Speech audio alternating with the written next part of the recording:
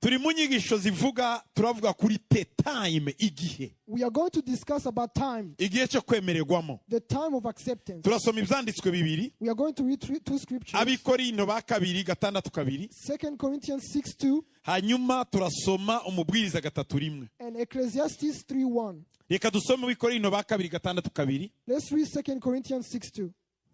For he says, in an acceptable time I have heard you, and in the day of salvation I have helped you. Behold, now is the accepted time. Behold, now is the day of salvation. Kuko yavuze ati mu gihe cyo kwemererwamo narakumviye no ku munsi wo gukirizwamo naragutabaye. Dore none nicyo gihe cyo kwemererwamo.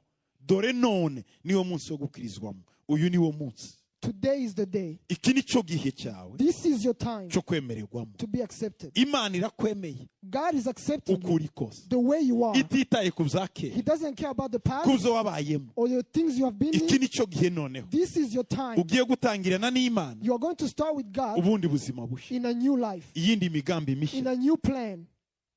Wireba ibyo waciyemo byakunaniye. Do not look at the past that was Oya difficult. ngo dore none. It is now. Niwo munsi wo kwemererwa. It is the time of acceptance. Nicyo gihe cyo kwemererwa. It is the time of acceptance. Umubwiriza gatatu rimwe. Ecclesiastes 3:1. Bibiri iravuga ngo The Bible says, to everything there is a season, igihe cyo ikintu cyose kigenerwa igihe cyacu. a time for every purpose under heaven. Icyagambiriwe munsi y'ijuru cyose gifite umwanya wacyo. Wumve igihe cyose kigire ikintu cyose kigira igihe cyacu. To everything there is a season. Icyagambiriwe munsi y'ijuru kigira umwanya wacyo. A time for every purpose under heaven. Nuko ngo buri kintu cyose gifite igihe cyagenewe. That means everything has its own season. Ugomba kumenya muri iki gihe icyo Imana yagennye ku buzima bwawe. You must know in this time what is or has God prepared for you in this time. Ntugende nk'utazi igihe urimo. Do not walk as someone who doesn't know their season. Ntugende nk'utazi igihe.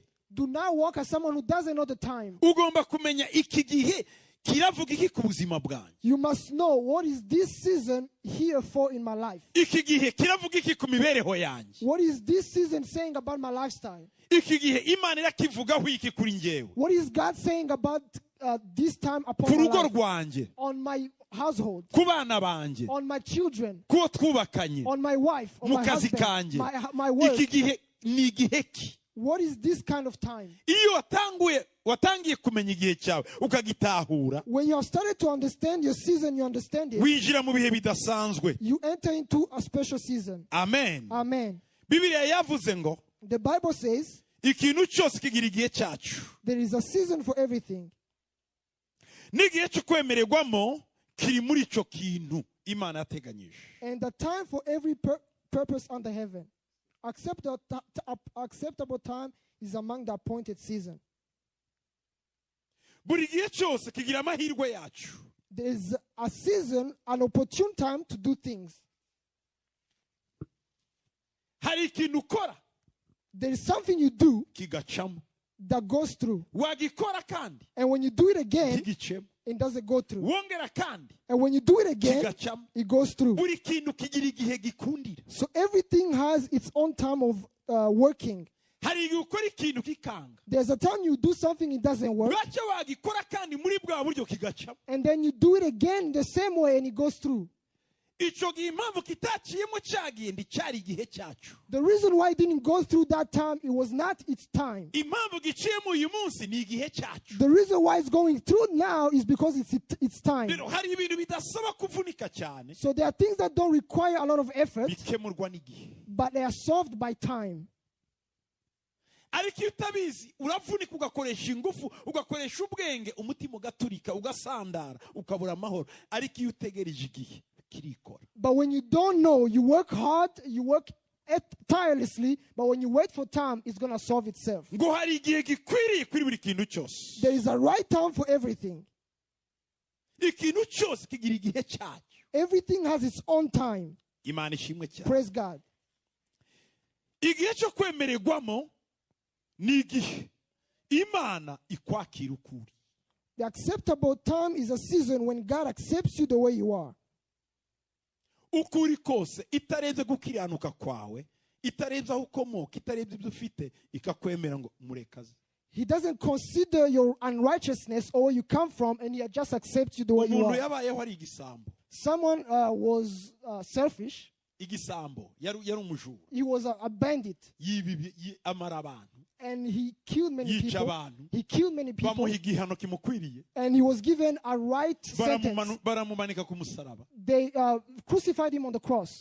Yisanga amanikanywe n'undi utarakoze icyaha. And he was crucified with someone who didn't sin. Utarakoze icyaha. Someone who didn't sin.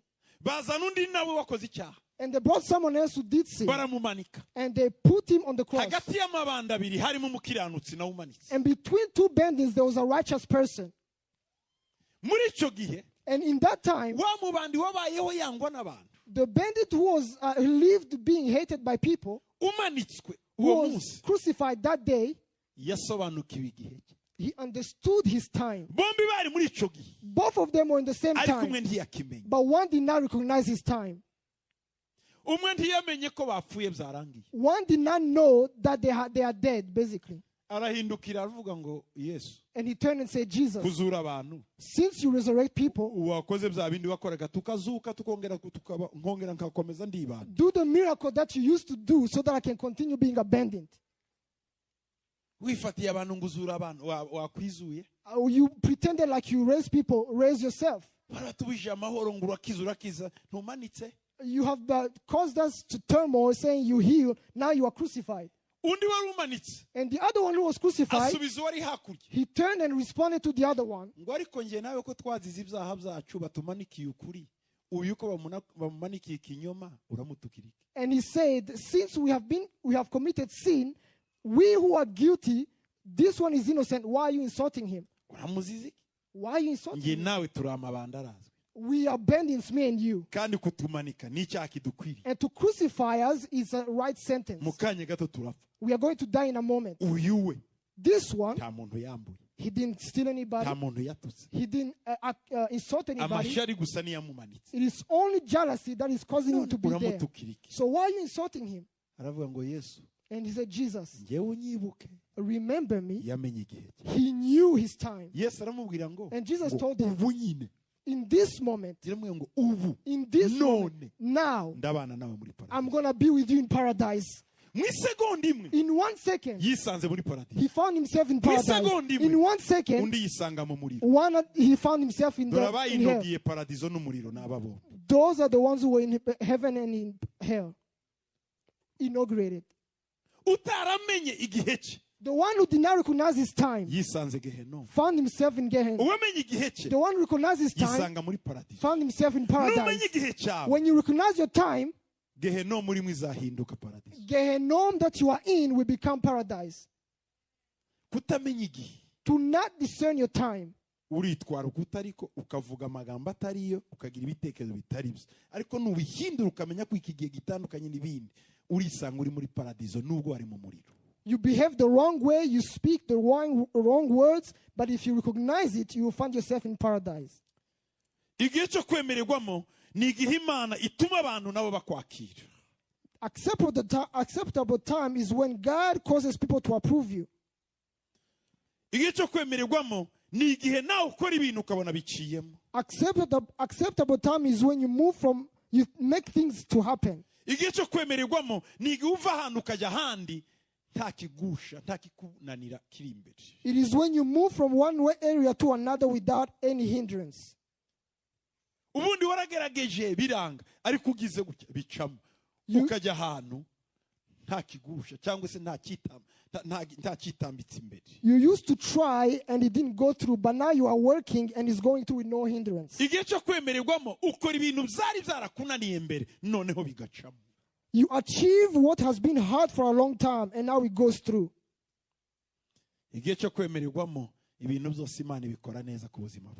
Acceptable season, God makes everything beautiful to you. This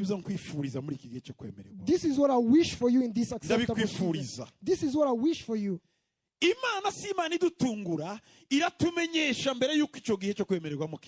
God always announces his people about the appointed time beforehand. That's the way God works. He announces ibihe byo kwemererwamo bizaza mu buzima bwacu kugira ngo twitegure. He announces at the appointed time beforehand so that we can prepare ourselves. Bibiri iravuga mu gitabo cya Yesaya ngo mpagarara mu itangiriro nkabona iherezo.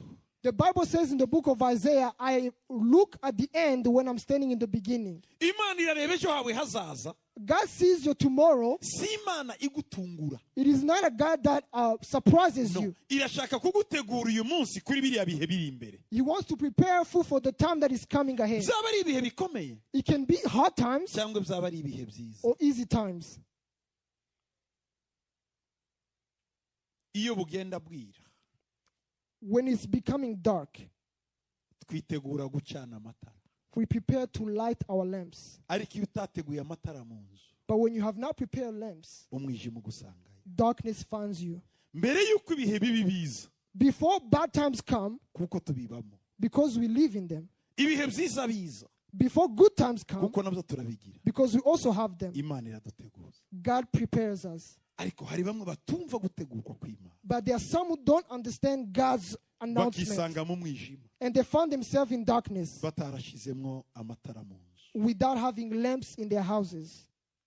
Cyangwa bakisanga mu zuba ryinshi. They found themselves in the heat of the sun Batarashizemwo ubukonje mu nzu. without having AC in their house. Imana nayo iradutegura. So God also prepares us. Icyiza kizakubaho irakubwira. He's going to announce the good thing that's going to happen to you. Itangiriro 18:10. Genesis 18:10. Then one of them said, Umwe muri bo aramubwira ngo, I will surely return to you about this time next year. And Sarah, your wife, iki gihe cy'umwaka nikigaruka cyangwa se umwaka utaha nugaruka, sinzabura kugaruka aho uri. Sara umugore wawe abyara umuhungu. Sarah, your wife, will have a son.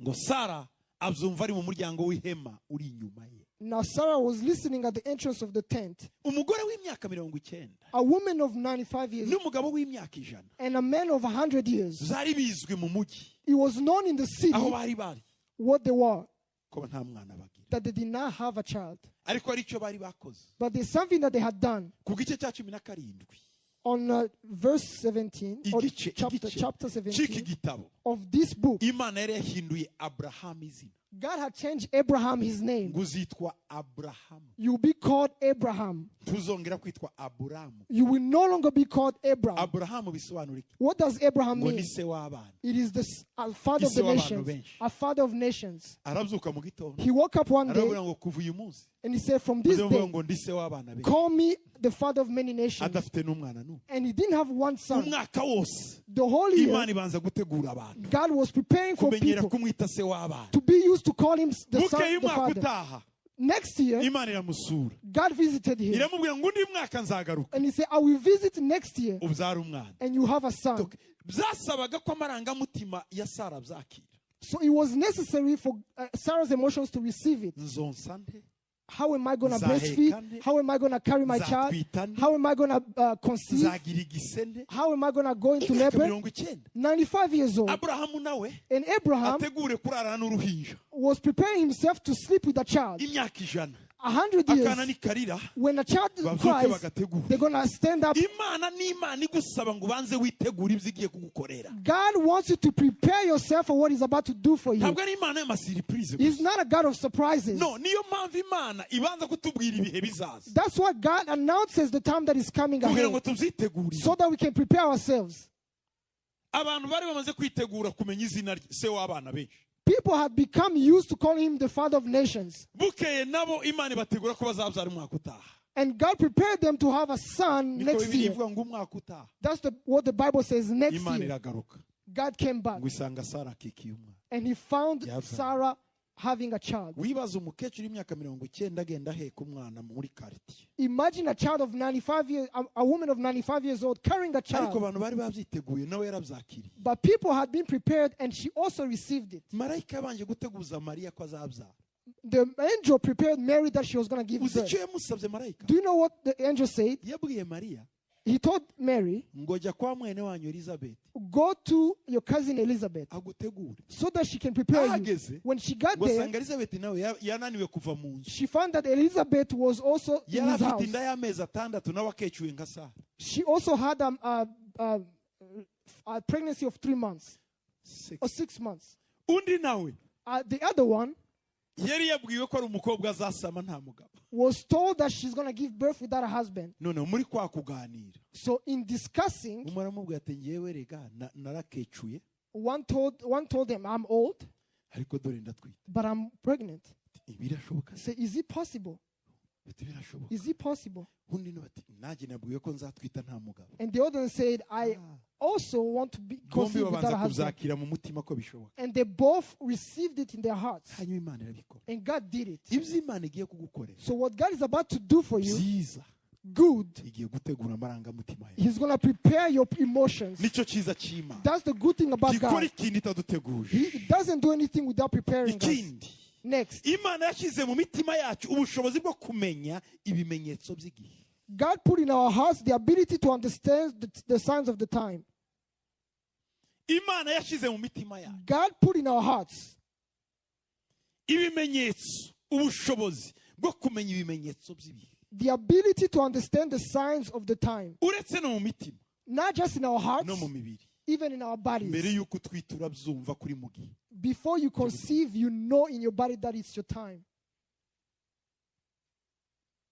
Abana b'abahungu Young men, iyo atangiye gukura when they are growing up, ijwi rirahinduka. their voice Mu changes. gitondo kimwe mu bana avuga tenor, mugoroba mukumva yabaye bass.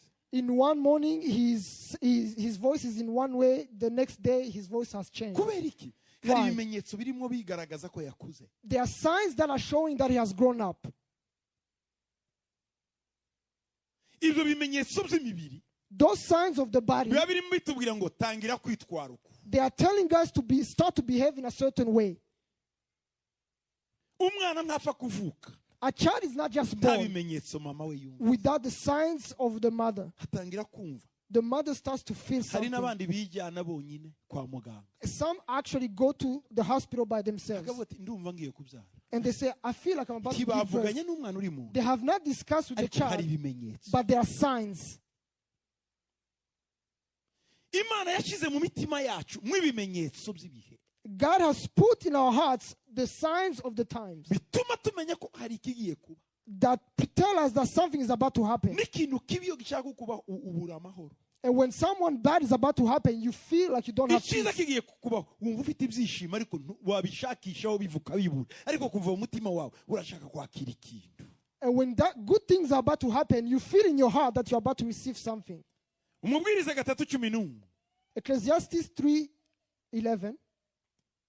He has set the right time for everything. He has given us the desire to know the future, but never gives us. Ikintu cyose yakiremye ari cyiza mu gihe cyacu kandi yashyize ibitekerezo by'igihe cy'iteka mu mitima yabo. Imana yashyize ibitekerezo by'ejo hazaza mu mitima yacu. God has put the mind of tomorrow in our hearts. Yashizemo ibitekerezo by'ejo hazaza muri twebwe. He has put the mind or the desires of the future in our hearts. Muri wowe In you. Imana yashizemo kwifuza iby'ejo bizaza. God has put something to desire the things that are coming tomorrow. Yeah. He has set the right time for everything. He has given us the desire to know the future. He has given us the desire to know the future. The word desire means the ability, the sign to understand the future. Imana yashyize muri twebwe ibintu bigaragaza ejo hazaza tukabyumva birimo biza.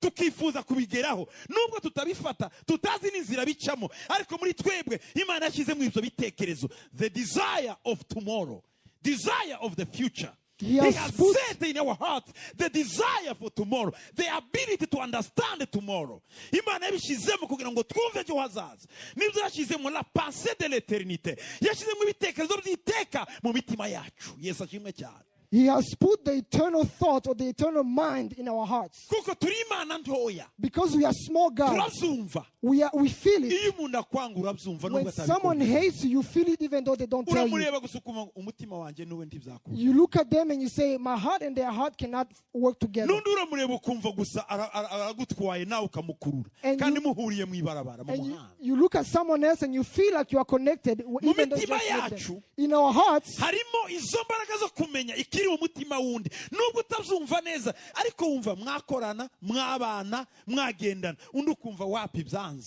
There is the mind or the feeling that you can work together, you can walk together, but the other one, you just feel disconnected. ibyo ni ibintu Imana yakoze That's what God has done. yabishize mu mitima He yacu has put it in our hearts kugira ngo tumenye ejo hazaza so that we can know our tomorrow, bitazagutungura ibizakubaho. so that it does not surprise you what's going to happen to you. Amen. Amen. Yesu ashimwe cyane. Praise God. Yesu ashimwe cyane. Praise God. Oh. Imana nanone yagiye ihagurutsa abahanuzi kugira ngo batubwire iby'umwaka mwiza. God raised up the prophets to proclaim the coming of the acceptable time. Bivuze iki? What does this mean? Iyo unaniwe kumenya ibimenyetso bikuriho ntusobanukirwe ibyo Imana irimo ikora ihagurutsa abantu muri mwe bakabibibutsa ngo hari ibigiye kuba. When you don't understand the times that are coming upon your life, He raises people among you to let you know that the times are about to come. Luka 4:18 no 19 ngo umwuka w'Uwiteka ari kuri njyewe 19 kugira ngo mbwire abantu iby'umwaka mwiza Imana yemeye. Luke 4:18-19, the Spirit of the Lord is upon me to proclaim the acceptable year of the Lord. Hari umwuka w'ubuhanuzi There is a spirit of prophecy Imana idushiraho that God gives us kugira ngo tubwire abantu iby'umwaka mwiza so that we can announce the people about the acceptable Imana igiye year gukora. that God is about to do. Amos 3:7 Amos 3:7, Bibiri iravuga ngo the Bible says, ngo nukuri Uwiteka Imana ntizagira icyo ikora itabanje guhishurira abagaragu bayo b'abahanuzi ibihishwe byayo. surely the Lord God does nothing unless He reveals His secret to His servants the prophets. Abahanuzi The prophets, n'abantu batuvukamo they are people who are born ni among bene us. wacu They are our brothers. n'abo tuzi. They are people we know. Aravuka mu gitondo They wake up one day akatubwira ibizaba and they tell us about what's coming. n'Imana ibazana When God brings kugira ngo them, tutazatungurwa n'ibyo so dutegura. that we are not surprised by what's about to happen. Ngo dore ibyo ntekereza nibwira kubakorera ni byiza n'iby'amahoro kandi n'ibizabageza kure. This is what I have in plan for you. These are good things that are going to take you far. Niko Bibiri ivuga muri Yeremiya ngo ibyo nibwira kuzabakorera ni byiza n'iby'amahoro. The things that I want to do for you are good, and they are good things of peace. Ibyo bivugwa n'abahanuzi Those things are proclaimed by akaza prophets. akakuganiriza They come and discuss this with you, akakubwira and they tell you ibyo Imana igiye gukora. what God is about to do. Yesu ashimwe cyane. Praise God. Ngo ni ukuri nta cyo Imana izakora itabihishuriye abagaragu bayo b'abahanuzi. God will not do nothing before He lets His prophets know. Imana God ntigira surprise. does not surprise. Si umuntu. He's not a Kuko man, itagira amashyengo, itagira joke. because He doesn't joke. Iyo ibyo ikoze byose biri muri gahunda. What He does is always in His plan. Ntiyigutungura. He does not surprise you. Iragutegura. He prepares you. Iragutegura. He prepares you.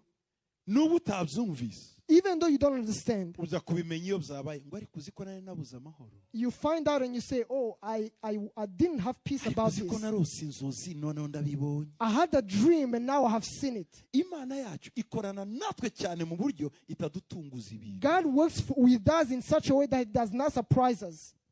Yaravuze ngo nzabahagurukiza umuhanuzi mu guteka kwa 2:18-15. Deuteronomy 18:15 says, the Lord your God will raise up for you a prophet like me. Uwiteka Imana yawe izabahagurukiriza umuhanuzi umeze nkanjye ukomotse hagati muri mwe.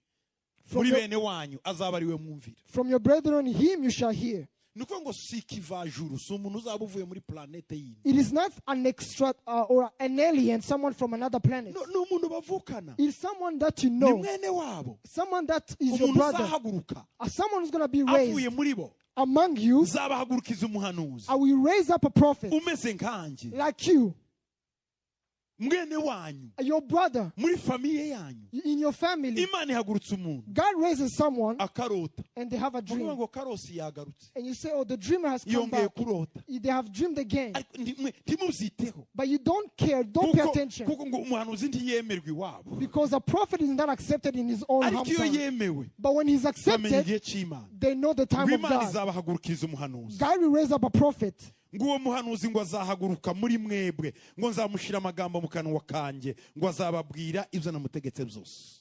This prophet, I should put my words in his mouth, and he shall tell you all the things I have commanded. Amen. Amen. Imana izahagurutsa umuhanuzi God is going to raise a prophet kugira ngo barya batabasha kumva ijwi ryawe noneho baryumve. so that those who cannot hear his voice may hear his voice. Amen. Amen. Ikindi gitangaje nuko muri buri rubyaro rwose ruriho Imana ihagurutsa abantu basobanukirwa ibimenyetso by'ibihe kandi bakabwira abantu ko bagomba kwitwara muri icyo gihe. God always raises up men in each generation who understand the times and lead them to follow the course in that generation. Buri generation Every generation, Imana ihagurutsa abantu God raises up men, people, babwira abantu uko bagomba kwitwara mu bihe biri imbere. who tell others how they should behave in the times to come. Muri za 60 In 1960, aha muri Amerika in America, hahagurutse umusore there was a young man who came up. yaravuye kwiga Boston. He came from studying in Boston. Bari baramubujije kurangiza. They have cut him off, or they have. Yari mu birabura ba mbere dismissed wari him. ugiye kurangiza doctor. He was among the first young men black men who were about to finish the doctorate. Akandika igitabo teze ya doctor. He was about to write a thesis, Abarimu bakavuga ngo yayikopeye. and the teachers, Plagia, icyo bita plagia. the professors who said that it was plagiarism, Akemera. and he would agree. Akongera agakora indi teze. He would do another thesis, Yayitanga. and when he Iri mu presents bwenge it, bwinshi. very, very wise, Ntabwo ntibishoboka. he would say, no, Nta mwirabura wagira ubu bwenge. no black man can Hari aho be this yayikopeye. smart. Bakongera bakamwanga. And they rejected that again. Arongera aragenda ka. And he went back, Akandika. he would write the thesis. Yabikora. After the thesis, Bakongera kandi bakamwiruka. they will reject it again. Bukeye amenya akarengane karimo kaba muri Alabama aho bitaga Montgomery. And he found out that there was discrimination in Montgomery, Alabama. Hari umudamu bitaga Rosetta Parks. There was a woman called Rosetta Parks Yagiye muri bisi who was in a bus. avamo. She came out of the bus. Bamukurura. She was dragged out Ko yari yanze kwicara. because Yari yanze guhaguruka. she did not want to stand. Bavuze ngo nahaguruke uwera yicare. They have told her to stand up so that white person can sit. Uyu mugore Rosa aranga. And Rosa refused. Yanze. And when she refused, Polisi iraza the police came iramukura mu muhanda. and they dragged her in the street. Martin Luther King yarimo yiga i Boston. Martin Luther King was studying in Boston. Bamaze kumugarura kenshi kuri teze ya doctor. After they had been rejected many times, Arahaguruka n'agahinda. he stood up and came fast. Araza Montgomery. And he came to Montgomery. Abwira abirabura. He told all the black people, Muze twirwane. say, come, let's fight. Ariko uburyo twirwana But the way we are going to fight butandukanye n'ubwa mugenzi wanjye uwo bitaga ngo ni Malcolm X. is different from my friend Malcolm X. Malcolm X icyo yakoraga we What did Malcolm X do? yaravuze ngo kugira ngo tuzabane n'aba bazungu He said, for us to live with these white people, n'iryinyo ku ryinyo we are going to have tooth for a tooth, n'ijisho ku jisho. eye for an eye. Nimusangaho umuzungu akubita umwirabura mwese mujyeho mukubite musige intumbi mwigendere. When you find a Caucasian person hitting black people, find him and beat him too. Abigisha ingumi And he taught them how to fight. He taught them how to, urubyiruko ruramuyoboka. and the young people followed him. Martin Luther arabireba. But when Martin Luther King saw Aravuga it, nti warwana n'umuntu ufite imbunda. he said, you cannot fight with someone who has a gun, Ufite igihugu. who has a nation. Ntiwarwana n'umuntu ufite leta. You cannot fight someone who has a government. Ntiwarwana n'umuntu ufite You abamere. cannot fight someone who has Ufite polisi. weapons, police, Ufite president. who has a president. Tuzashira. We will die. Ahindura methode. So he changed the method. Iyo yise ngo ni non-violence. What he called non-violence. Batitwe ntimurwane. He said, do not fight. Umuzungu nagukubita. When a Caucasian person beats you, Umwereke irindi tabi. show them the other hand. Nagukubita hasi. If they bring you down, Urambarare. fall down. Kandi nurambarare. And when you fall down, Umurebe umubwira ngo ndagukunda. look at them saying, I love you. Bati ibyo bizabavuna mu mitima. That will break their hearts. Kuko ndiwakubita umuntu ukomeza kubwira ngo ndagukunda. Because you cannot beat someone who keeps telling you that they love Iyo niyo you. methode Martin Luther King yazanye. That was the method that Martin Luther King brought. Yari yasomye ibihe. He had read the times. Yari yamenye ibihe. He had discerned the Kandi times. yari yahagurukijwe n'Imana. And he had been raised up by Kugira God ngo agire icyo amarira bene wabo muri icyo gihe. so that he can help his brethren and his Urubyiruko sons. ruraje. The young people came. Atangira kurwigisha gukubitwa. He started to teach them how to accept Bakamukubita beatings. bagenzi be. They would beat him Bikamubabaza. and he would be Akongera hurt. agatanga irindi. And he would turn the cheek. Babikoze kabiri. They did it twice. Aba bantu batangira kugwa hasi. And people started to shake. Urakubita umuntu How can you beat someone? akaza gusekera. And they come and are laughing. Bata mudukubite namwe. Beat us. They will say, beat us back. Ntitubakubita. Say, we cannot beat you. Turabakunda. We love you. Iyo filozofi yinjira mu rubyiruko. That philosophy went into the youth, Yinjira mu bantu benshi. went into many people, Arangije atangira kubabwira. and he started to tell people, Mujye mujya mu matora. go and start involving Vote. yourself in elections. bari baranze kujya mu matora. They had refused to vote. Mujye mujya ku muntu turebe ko and twagira vote. ka meya kamwe. Go and vote so we can have Aho at least one yabikoreye ni mayor. hehe?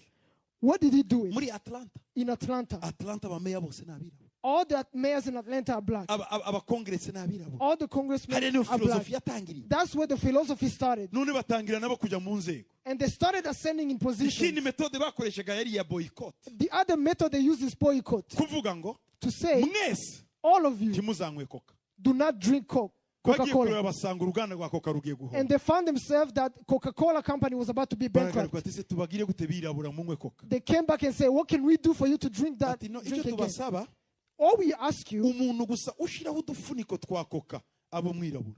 we just want the person who put the Kuri ko bagize. cups to be black. Vice president The vice president wa Coca-Cola of Coca-Cola. abe mwene wacu. Let him be our Ukuri ko brother. bagiye babigenza. This is what they did. Uruganda rushiraho gusa udufuniko twa kola n'utwumwirabura. Now the company that makes the cups of the Coca-Cola belongs to a black person. Atangira kwinjiza abirabura. He started to involve white Mukazi. people in jobs. Bakajya ku ruganda They will go to the tuzarya companies imigati. and they will say, we'll not eat Nyiri the bread. imigati akagira ikibazo. And the company Ejo owner akagaruka. will have Bati issues. se mwabirabura dukora iki kugira ngo murye imigati? What should we do so that you can eat bread again? Bati uwungirije abo mwirabura. Make the person who is an Mu gihe assistant gito. a black person. Mu gihe gito In a short time, Amerika yari imaze kubinjiza mu tuzi America started batangiye giving kuvota them jobs kandi atarwana. with no violence. Urukundo rugira imbaraga ku Because rupfu. love has power more than death. Urukundo rugira imbaraga kugira Love urupfu. has power more than Ariko death. bigomba umuntu uzi gusoma ibihe. But someone must discern the times. Yari yasomye ijambo rya Yesu He had read a word from muri Jesus Matayo 5 in Matthew aho 5 Yesu yavuga ngo hahirwa hahirwa. when Jesus said, blessed, blessed. Arimo aburira abayuda kutazarwana n'abaroma bazabamara. He was warning the Jews not to fight against the Romans. Kiriya gice cya Matayo 5 cyari igice cy'imburo. Yesu arimo ababwira ngo ntimurwane n'abaroma barakomeye kubarusha bazabamara. Ahubwo hahirwa ubabara, hahirwa urira, hahirwa utoteza. Ibyo Yesu yabumvishaga ko nibabyemera bazabana n'abaroma. Ariko barabyanze mu mwaka wa 70 barapfa barashira. Bari bagize imyaka 2000 baratatanye ku isi. Ejo bundi no batangiye kugaruka muri Israel. Kandi ibyo Yesu yababwiye batumvishe. Aje kurira Yesu yaravuze ngo ndarize cyane ngo ntimwamenye igihe cyo kugendererwa. In Matthew 5, Jesus was telling them, do not fight against the Romans because they will kill you. And they did not listen. So they were killed and they dispersed around the world. Now in 70 years ago is when they came back. But 2000 years. Imyaka 2000. for 2,000 years they were Batagira dispersed. igihugu. They were not a nation. Bagarutse ejo bundi muri 48. And they came back in 48. Na n'ubu bafite abanzi imiliyoni. Even today they have many enemies. Akantu gato gusa. So a small Yesu thing, yaravuze ngo ntimwamenye igihe cyo kugendererwa. Jesus said, you did not recognize the time of Iyo your utamenye visitation. igihe cyo When you kugendererwa do not know your time of ubuzima visitation, bwawe urabutakaza. you lose your life. Mu gihe gito gusa In a short time, Martin Luther King bari bamwishe. Martin Luther King was Bamwiciye killed. Memphis muri They killed Tennessee. in Memphis Ari mu itorero arimo abwiriza when he was preaching in a church, kwa Revera Abernathy at Reverend Abernathy's church. baramurasa. They shot him. Bamaze kumurasa And when they shot him, mu bamurashe harimo n'abandi abamugambaniye harimo na bene wabo. his own brothers, planned to kill him. Bamwe baramwishe Some killed him. ababishyize mu bikorwa. The people who Ariko muri applied bene it. wabo bamwe bari bamwanze. Among his brothers, he was hated. Nta muhanuzi upfa kwemerwa. No prophet is accepted. Iyo ugize imana ukemera umuhanuzi w'iwanyu uba ugiye kugera kure. When you are, Ariko iyo umutakaje ugira akaga. when you are blessed to accept the prophet from your family, from your people, you are blessed. Bifata imyaka 40 kugira ngo muzongere kubona uwo muntu. It takes 40 years to see that person again. Kuko imyaka 40 isobanura urubyaro generation. Because 40 years represent a generation. Nibyo Yesu yabwiye abisirayeli. That's what God told the Yababwiye mu Israelites. mwaka wa 30 He told them in year 30, ngo nta buye rizasigara rigeretse kuri no stone will be left on top of kuko each other mutamenye igihe cyo kugenderera. because you did not know the time of Imyaka visitation. 40 irangiye. After 40 Mu years, mwaka wa 70 in 70, year icyabaye 70, niki? what happened? Witwa Tito The man called Titus. Titus yatwitse Yerusalemu yose. burned Jerusalem down. Abagore babafata ku gahato. Women were raped. Abagabo babicisha inkota. Men were killed by the sword. Abayuda barahunga isi yose. And Jews fled all over the world. Kuva mu mwaka wa 70 From year 70 kugeza ejo bundi 1970 1948 hafi ibihumbi bibiri nicyo gihe bongeye kugira igihugu. Until 1948 is when they had a nation again. Ndagira ngo mbabwire bene data, So I want to tell you, brethren, buri rubyaro every generation, Imana ihagurutsa mu muhanuzi, God raises a prophet haba mu bwoko, among a haba people, mu gihugu, among a haba muri nation, famiye. in a family. Iyo abantu batabimenye When people do not discern it, baratakaza. they lose. Nyuma y'imyaka 40 After 40 bamaze years, kwica Marteri, after they had killed Martin, umusore muto w'imyaka 39 a young man of 39 years old baramwica. was killed. Abirabura bagize ibyago, Black men were, zabafashe imyaka 40 it took them 40 more years kugira ngo Obama for Obama to come back. imyaka 40. 40 years. Ubu niho abantu batangiye kumenya ko n'umwirabura yaba perezida. Hari Now, abana batari bazi ko bagira ubwenge bwo kuba perezida. people now know that a black person can become president. Kugeza n'uyu munsi mbabwira, To this day, hari abigisha abana babo ngo nongo impamvu we yagize ubwenge akaba perezida ngo nuko nyina ari umuzungu. there are people who still Barimo babibwira abana. there are people who still tell them that the reason why he was able to become president is because he had a white mother. Zabafashe imyaka 40 kugira ngo abantu bumve ko umwirabura nawe yaryama muri White House. Muri bukubatse White House yari umwirabura, amaze kuyubaka asubiye inyuma kuyireba baramurasa ngo ndafite uburenganzira bwo kuyireba. Icyo gihe hari mu 1800. Ejo bundi hashize none umwirabura yiraramo abamwe perezida imyaka 8. Ibyo hari abatabyumva kugeza uyu munsi. It was hard for people to understand that a black person would become president and live in the White House because the one who built it was killed just for admiring his work. Icyanjanye kuri inauguration ya Obama What took me to the inauguration of Obama sikindi was nothing else. nari ngiye kureba igihe, I wanted to go see the time. nari ngiye kwinjira mu gihe. I wanted to go enter that Nari season. nicaye hariya I was sitting there. ntarimo ndeba ibyo avuga, I was not listening to what he ntarimo was ndeba saying. abaperezida bamubanjirije, I was not looking at the president nari who nagiye came ubuntu before bwo him. kwicara mu myanya ikomeye. I was blessed to sit in prominent places. Icyari cyanjanye What took me there kwari ukuvuga ngo Mana injiza ubu bwoko muri destiny, was to say, God, bring these people into their destiny. injiza aba bantu mu gihe cyabo. Bring these people into their season. Utamenya igihe To not know the time, urarangara nk'ibindi bihe, you are distracted. kandi iyo urangaye And when you are distracted, bigufata indi myaka 40. it takes 40 more years. Ubuzima bwa Mose The life of Moses barimo 40. was 40 years. 40 kwa Farao, 40 years in Pharaoh, 40 ari umushumba kwa Yetro, 40 years in 40 Jethro's, azenguruka mu butayu, 40 years in the wilderness, hanyuma arapfa. and then he died. Yagize 3 generations. He had 3 generations. Ese uzageza 120 nka Mose Will you reach 120 years kugira like ngo Moses wongere ubone Yoshua? to see Joshua? Generation ya mbere The first generation, yabuze umusimbura kwa Farao, he did not have someone to Generation replace him ya at kabiri. Pharaoh's. The second yabuze generation, umusimbura kwa he Yetro, did not find someone to Generation ya replace him gatatu. at Jethro's. niho yabonye Yoshua. And the third generation, he found Ufite Joshua. amahirwe yo kugira iyo myaka, Are you blessed to have those years? menya igihe cyawe. Know your time. Reka kurangazwa n'utuntu pe, Do not be distracted by small reka things. kurangazwa n'umujinya wawe, Do not be distracted by your reka anger. kurangazwa n'ibyemezo ufata bihubutse. Do not be distracted by your own Menya igihe decisions. urimo. Know the time you are in. Ingoma ya mbere 12:32. First Chronicles First Chronicles 12:32. 12:32. Bibiri iravuga ku bwoko bwa Bibiri iravuga ngo abo mu Can you read in English? From the tribe of Issachar, there were 200 leaders of the tribe. Ngo mu muryango w'abene Isakari ngo harimo abayobozi 200. All these men understood the signs of the times and knew the best course for Israel to take. Ngo aba bagabo bo kwa Isakari 200. Aba bantu ngo bari bafite ubwenge bwo kumenya ibihe no kumenya ibyo Isirayeli ikwiriye gukora muri icyo gihe. Izi zari imbaraga z'ubwami bwa Dawudi. This was the power of the kingdom of David. Harimo abagabo 200 They had 200 men bo mu bwoko bwa Isakari, of the sons of Issachar, of the tribe of Issachar, bene Isakari, the sons of Issachar. muri famiye yose ya Isakari In the entire family of Issachar, harimo abagabo there were 200. 200 men. Aba nibo babwiraga Dawudi bikorwa, These are the ones who told David what to do. bakabwira na Isirayeli kigomba gukora. And they would tell Israel what to do. Bene Isakari The sons of Issachar. icyo bakoraga ni What would they do? ntibari abantu. They were not just people. Babwiraga Dawudi ngo They would tell David, ukwezi gutaha next month hazaba imvura nyinshi there will be rain. ntimubibe.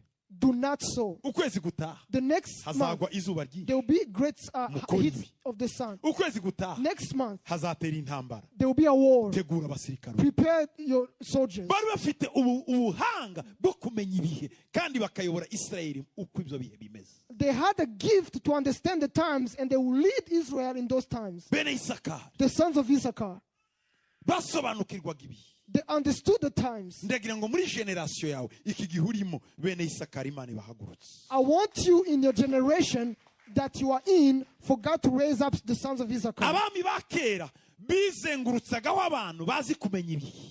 Ancient kings appointed people who were able to understand the season and time. Niyo mpamvu mubona abami benshi bagira ababaragurira, bagira abapfumu, bagira ababapfumurira ibintu byabo kugira ngo bapfumure ibihe babimenye. Abami bose, abami ba kera bagiraga abantu babaragurira kugira ngo icyo bashaka kumenya niki ejo hazaza. That's why you see kings and presidents or leaders having their own witches and wizards, because ancient kings also had people to tell them about the future. Kuko ntashobora kuyobora abantu atazi ejo. Because they cannot lead people not knowing the Atazi future, ibimenyetso by'ibihe. not knowing the times or the signs of the Reka mbabwire season. mwa bapapa mwe muri. Let me tell you, fathers, Umupapa nyamupapa a true father amenya ibihe umuryango urimo. knows the time of his own family. Mwaba mama mwe. Mothers, Umumama a true mother amenya ibihe. knows the time, Kuko ni wowe mwami w'urugo. because you are the king of that Niwe household. mwamikazi w'urugo. You are the queen of that Ugomba household. kumenya igihe urugo rwawe rurimo rucamo. You must know the season that your household is going Hanyuma through. ukamenya uko witwara muri icyo And gihe. you must know how to behave in that season. Kumenya kutitwara mu bihe. To not know how to behave in a Nicyo season, gihe haba za gatane divorce. that's when you have divorces. Divorce ni iki? What is divorce? Ni ukutamenya ibihe. It is to not know the times.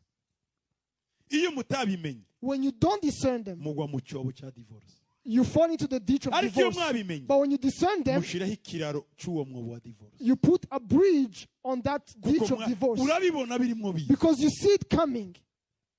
Aho kugira ngo ushireho ikiraro nawe ugacukura. Instead of digging the hole, you actually You dig the hole. you dig the hole. Yeah. Nkubwire Let me tell you, guhangana to fight, no kwimba. it is digging. Guca bugufi To be no humble, gushiraho ikiraro. it is to put the bridge. Kutihangana Impatience no kwimba. is digging. Kwihangana Patience no gushiraho ikiraro. is putting a bridge. Iyo wihanganye When you are patient, igihe gikemura ibibazo. time will solve its problems. Muri Esteri 1:13 Esther 1:13. Then the king said to the wise men who understood the times, for this was the king's manner toward all who knew law and justice. umwami ahera ko abaza abacurabwenge bazi ibyabaye kera cyangwa se bazi kugenzura iby'ibihe, kuko ariko yabigenzaga ku bacurabwenge bazi amategeko n'amateka kuri bose. Umwami wese yagiraga abacurabwenge bazi ibya kera, bakamenya no kubishyira muri probability, bakamenya ibizavamo. Every king had wise men who understood the past, and they would predict the future based on that past. Bavandimwe, Brethren, niba abami bagira ababamenyera ibihe, if kings have people to discern their times, niba Imana yarashyize mu mitima yacu ibimenyetso by'ibihe, if God has put signs in our hearts concerning times, byanananirana igahagurutsa abantu muri twebwe, and then he raises people among us, byanagorana ikazana abahanuzi, he even bring prophets, niko Imana itakoze. what can God not Reka do? ndangirize kuri Let me finish this. inyoni Birds zo zizi ibihe. understand better the time. Inyoni Birds, zizi ibihe they understand kurusha time abana b'abantu, better than people. kandi iyo zimaze kumenya ibihe Once they understand time, zikora ibijyanye n'ibihe, they work accordingly. ibijyanye n'ibihe. They work according to Yeremiya that time. 8:7 Jeremiah 8:7. Bibiri irambwira ngo The Bible says, ngo ni ukuri igishonda abagabo kigurukire mu kirere kimenya ibihe byacu, intungura n'intashya n'umusambi byitondera ibihe byabyo byo kwimuka, ariko abantu banjye bo ntibazi amategeko y'Uwiteka. even the stork in the heavens knows her appointed times, and the turtle dove, the swift and the swallow observe the time of their coming, but my people do not know the judgment of the Lord. Ndagira ngo ngubwire ko inyoni zimenya ko bigiye gukonja iwabo zikaguruka. I want to tell you that birds know that it's when it's about to be cold, and they migrate. Many species undertake the migration. Inyoni nyinshi zirahunga cyangwa se zirimuka iyo zamenye ko iwabo haje imbeho. Many species undertake migration when they know that it's the time of the winter. Bivugwa ko It is said miliyari ebyiri z'inyoni zigenda ziririmbira mu kirere ziva mu Buraya zihungira muri Afurika mu gihe cy'imbere. over 2 billion songbirds migrate from Europe to sub-Saharan Africa each year. Zambuka inyanja ya Mediterane. They cross the ocean of the Sea of Mediterranean. Iyo zamenye ko iwabo bikomeye, When they know that it's tough in their home or their place, zitangira kumenya ko agashyuhe karimo karangira. they start knowing that the heat is going down. Icyo gihe uzi icyo zikora? Do you know what they do? Nta nyoni itera amagi. No bird will lay eggs. Ibwira umugabo, They will tell the ikabwira husband umugore, and her wife, nta gutera amagi. we are not laying Ubukonje eggs. bwageze. The winter is coming. Sinzabona umwanya wo kubika. I will not have time to cover my... Ziyavugana, They talk to each other zikumvikana, and they agree zikaguruka. and they migrate. Zigenda urugendo rurerure. They travel a long Zigenda journey. zitura ahantu, They stop in places zikarya, and they eat zikabika. and they keep. Imana yaziremanye uruhago mu ijosi zibikamo ibiryo. God has created them with a pocket in their throat where they keep food.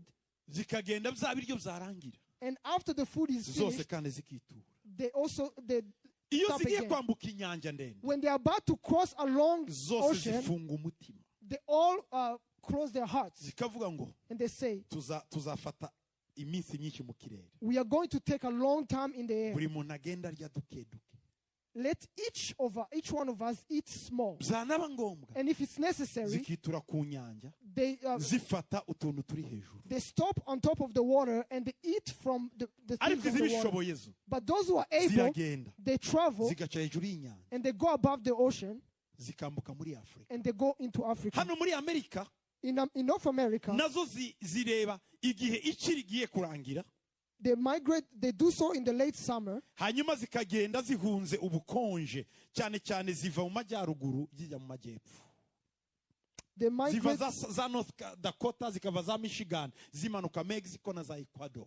they come from North Dakota and Michigan, going to Ecuador and South Izo America. bazita ngo hari n'izindi inyoni zo mu mazi zo muri Osea nazo zigenda zimanuka zihunga ubukonje. There are other birds New from the ocean who also run away from the winter. Zigenda iruhande rw'inyanja zifata ibyo zibonye kuzageza zigeze Brazil.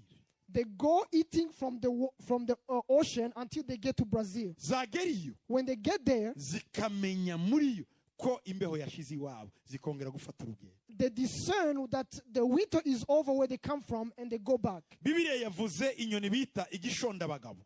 The Bible talked about a bird that's called a stork. Igishonda abagabo, A stork, akenshi mukonze kubona izi nyoni muri Afurika ziri kwibahari nko muri Uganda, kwibahari ya Victoria. you see these like in Uganda when they are next to the Lake Victoria. Inyinshi si izaho. Many of them don't live Zage there. ziba zarahunze imbeho mu Burusiya. It is when they have left Russia because of the Izindi winter. ziba zaravuye muri Norvege. Others had come from Kubera Norway ubukonje bwinshi. because of winter. Zikamanuka. And they go down, Zijya gushaka ahashyushye. seeking the heat. Ntabwo zigenda hakonje. They don't go into the place of winter. Zigenda hagishushe kuko zimenya mu mitima yazo ko igihe cy'ubukonje kigiye kwegera. They don't go when it's cold. They know in their hearts that the winter is coming and they go. They leave. Zigenda iminsi myinshi. They travel many days. Hari iyindi bita ngo ni intungura. Turtle dove. Another one is called turtle dove. Intungura ni inuma. It's like a dove. Izi nyoni ziba mu bihugu by'Ubwongereza, izindi ziba muri Norvege, Sweden n'ahandi. Izi numa mukunze kubona iwanyu akenshi ziba zivuye kure. These live in Norway, in the northern countries, and they come from far. Zindi ziva mu Burusiya. Others come from Russia. Zije zihunga imbeho. They come running away from the winter. Zagera iwanyu mukazirya. And when they get to your home countries, you eat them. Mukarya abashyitsi vrema. You eat guests. Ziba zibahungiyeho. They run to you. Ibaze guhungira ahantu bakakurya. Imagine running to a place and you are eaten. Ubu biravugwa ko inyoni umuvuduko wayo kuza muri Afurika umaze kugabanuka kubera kuribwa. It is said that the amount of birds that travel to Africa has decreased because they are eaten.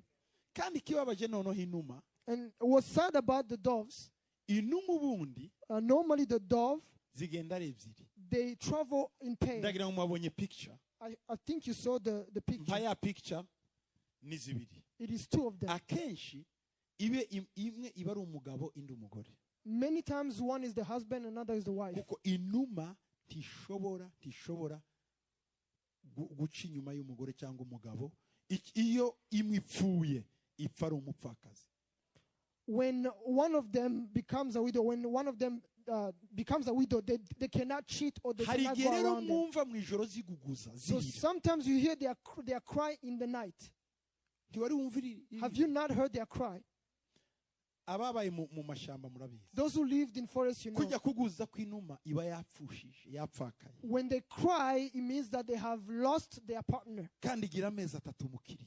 And they spend 3 months mourning. Ikazasubira iwabo ari yonyine nka Naomi. And they go back like by themselves like Naomi. Kuko yahuye n'umunyafrika ushonje arayirya. Because they met a hungry African person and it was eaten. Indi nyoni Bibiliya yatubwiye ni intashya. Another bird that the Bible says is swift. Intashya bavuga ko iyo igira amezi ishobora kugira amezi 10 mu kirere itaritura ku butaka. A common swift can stay 10 months in air without landing. Intashya igira imbaraga zo kurwana n'umuyaga. Swift has the power to fight against the wind. Ishobora kuguruka kuva muri mu Bubirigi cyangwa se mu Bufaransa ikagera hano. It can travel. Itaritura hasi igaca hejuru y'inyanja. It can travel from Belgium to France or France to here without landing. Ngo intashya izigiye cyo gutaha no gusubira iwabo. A swift knows the time to go and to come back Ariko abantu home. banjye ntibazi gusoma ibi. But my people don't know how to discern times. Indi nyoni ni umusambi. Another bird is the swallow. Aka kanyoni kari muri famiye y'umusambi muzi.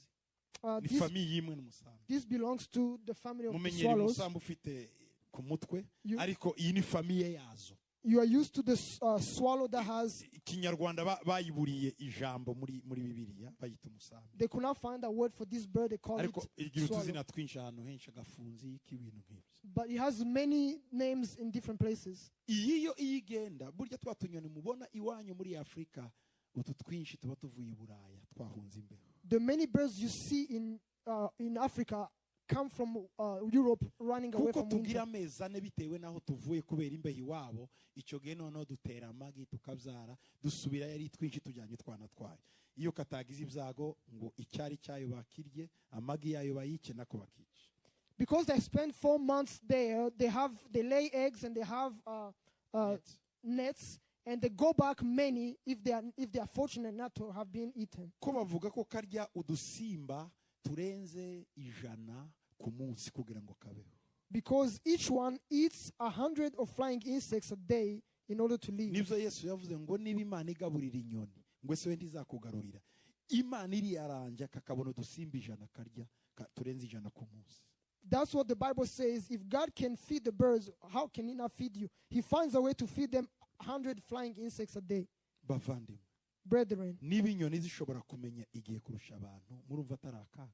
if birds understand better time than people, it is very sad. Birababaje It's very sad kubona umusambi kurusha kumenya ibihe. to see that a Kumena swallow, inuma intungura ikurusha a kumenya ibihe. turtle dove knows the times better than you. Ugomba kumenya ibihe urimo. You must know the time you are in. Yesu yabwiye abantu muri Luka 12:54 n'56.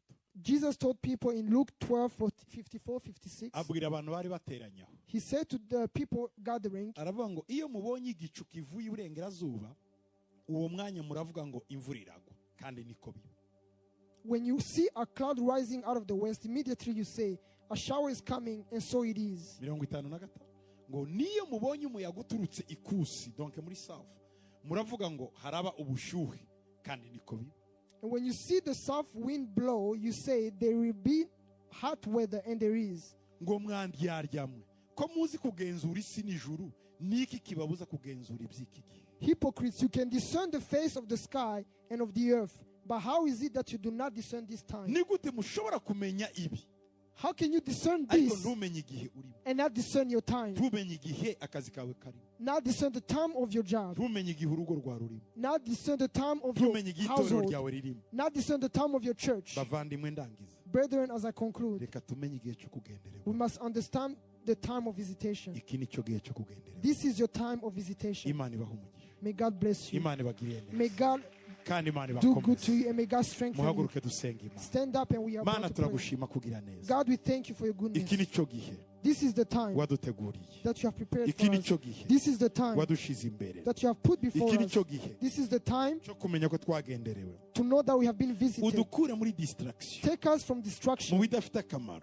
things that are not Tumenye worthy. ibihe turimo, To know the times we are tumenye in, imyaka turimo, to know the years we are in, tumenye ahantu turi to know the places we are ibigomba in, gukorwa to know what we must do muri iki gihe. in this time. Ndagushima I thank you ku bw'aba bose bari aho. for all these people who are here. Mana ntiturushwe n'inyoni. Let us not be less than the Wadukoreye birds. byose. You have done all Mu mibiri yacu everything. washyizemo You ibimenyetso have put by'igihe. signs in our bodies. Washize ibimenyetso mu mitima yacu. You have put signs in our hearts. Zarageza ushizana n'abahanuzi. It got time you brought prophets. Bigeza uhagurutsa n'abantu mu gihe cyacu. And you raised men in our time. Ariko akenshi ntitubizi. But many times we don't Duhe discern. kumenya iki gihe. Give us to know this time Tubashe kwitwara uko ushaka. so that we can live according to Urakoze your kuri ubwo will. bwenge uduhaye. We thank you for the wisdom you Zamura bene give us. Isakari muri twebwe. Raise up Issachar's sons among us. izina rya Yesu. In Jesus' name. Amen. Amen.